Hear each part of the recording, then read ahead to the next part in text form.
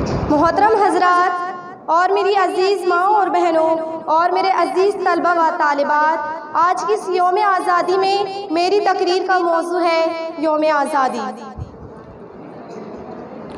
आज इस तकरीब की इज़्ज़त माब हेड मास्टर काबिल एहतराम मेहमान खुसूसी सदर मुदर्रिस साहब, तमाम सलाहियत असातिज़ा इकराम और कद्र सनात सरपरस्त हजरात और मेरे दिल अजीज़ हम मकतब साथियों और मुअज़्ज़ज़ सामाईने इज़ाम। चमन अपना, वतन अपना, ज़मीन व आसमां अपना। चमन अपना, वतन अपना, ज़मीन व आसमां अपना। जहाँ में सबसे प्यारा है हमें हिंदुस्तान अपना।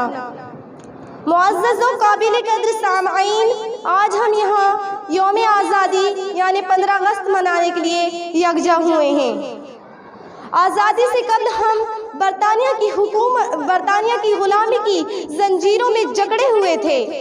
अंग्रेज हुक्मरान भारतीयों पर जुल्म और सितम किया करते थे, मगर मुसलसल जद्दोजहद और कुर्बानियों के बाद हमारा देश 15 अगस्त 1947 ईस्वी को आज़ाद हुआ।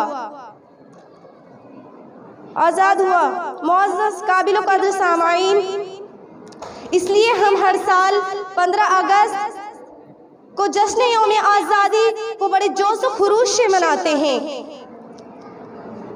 वतन की खाक से मरकर भी हमको आस है बाकी। वतन की खाक से मरकर भी हमको आस है बाकी। मज़ा दामान मादर का है इस मिट्टी के दामन में। आज हम 75वीं यौम आज़ादी मना रहे हैं। आज खुशी के इस मौके पर हम आज़ादी की लड़ाई में हिस्सा लेने वाले वतन के अजीम रहनुमाओं और शहीदों को याद करते हैं, जिन्होंने अपने मुल्क हिंदुस्तान की आज़ादी के लिए अपनी जानों की कुर्बानियां दी, डंडे लाठियां खाई और कई बार जेल गए और अपना सब कुछ इस देश की आज़ादी के लिए निछावर कर दिया। हमारा हिंदुस्तान 15 अगस्त 1947 ईस्वी को आज़ाद हुआ। अंग्रेजों ने हिंदुस्तानियों को लगभग 200 साल तक गुलाम बनाए रखा। अंग्रेज हुक्मरान भारतीयों पर जुल्म सितम करते थे। 200 साल तक गुलाम बनाए रखा। अंग्रेजों ने हिंदुस्तानियों को लगभग 200 साल तक गुलाम बनाए रखा। यहाँ के राजे महाराजे एक दूसरों के खिलाफ थे। बहुत से राजे वो आपस में झगड़ते रहते थे और बहुत से राजे अवाम पर भी जुल्म किया करते थे, इसलिए अवाम भी बादशाहों के खिलाफ थे। अंग्रेजों ने हिंदुस्तानियों का आपसी फूट का फायदा उठाया और आहिस्ता आहिस्ता सारे हिंदुस्तान पर अपना कब्जा कर लिया। वो यहाँ तिजारत की गर्ज से आए थे, लेकिन उन्होंने यहाँ अपनी हुकूमत कायम कर ली। और जब अंग्रेजों ने देखा कि अब वो हिंदुस्तान पर पूरी तरह से काबिज हो गए हैं, तो उन्होंने यहाँ लूट खसूट शुरू कर दी। यहाँ के आला कारीगरों को खत्म कर कर रख दिया। वो हिंदुस्तान से खाम माल इंग्लैंड ले जाया करते थे और फिर वहाँ के कारखानों में उसे तैयार करके हिंदुस्तानियों के हाथ फरोख्त करते थे। बहुत सा रुपया वो अपनी तनख्वाह की शक्ल में ले लिया करते थे और इसी तरह अंग्रेजों ने हिंदुस्तानियों को दोनों हाथों से लूटना शुरू कर दिया और इसके साथ ही वो हिंदुस्तानियों पर जुल्म भी करने लगे और इसी तरह हिंदुस्तानियों के दिल में देश की आज़ादी का ख्याल पैदा हुआ। हिंदुस्तानियों ने अपनी आज़ादी की पहली जंग 1857 ईस्वी में लड़ी, जिसे अंग्रेजों ने गदर का नाम दिया।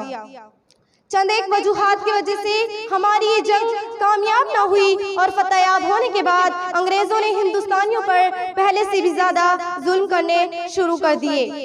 30-40 साल खामोश रहने के बाद हिंदुस्तानियों ने अपनी देश की आज़ादी के लिए दोबारा जद्दोजहद शुरू कर दी।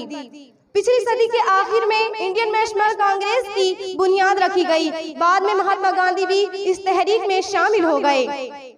आपके अदम तशद्दुद का रास्ता इख्तियार किया। महात्मा गांधी की शख्सियत से मुतासिर होके अली बरदरान, पंडित मोतीलाल नेहरू, हकीम Ahmad Khan, doctor Ansari, Pandit Jawaharlal Nehru, Sheikh Abdullah, Jayaprakash Narayan, master Tara Singh, doctor Rajendra Prasad, doctor Hussain वगैरह बड़े बड़े लोगों ने आपका साथ देने का ऐलान कर दिया और आखिरकार ऐलान कर दिया। और इन सब लोगों की कुर्बानियों की खिदमत और कुर्बानियों की बदौलत ही हमारा देश 15 अगस्त 1947 ईस्वी को आज़ाद हुआ। और आखिरकार अंग्रेज़ों ने हिंदुस्तान को तकसीम करके अपना बोरिया बिस्तर बांध दिया और यहाँ से चले गए। और आखिरकार 15 अगस्त 1947 ईस्वी को हमारा देश आज़ाद हो गया। बाग़बा अपना, चमन अपना, वतन अपना, बाग़बा आज़ाद है, सहने चमन आज़ाद है, बाग़बा आज़ाद है, सहने चमन आज़ाद है, हो मुबारक दोस्तों, अपना वतन आज़ाद है। दिल से निकलेगी ना मरकर भी वतन की उल्फत, दिल से निकलेगी ना मरकर भी वतन की उल्फत, मेरी मिट्टी से भी खुशबुए वफा आएगी। अस्सलामु अलैकुम व रहमतुल्लाहि व बरकातुहू।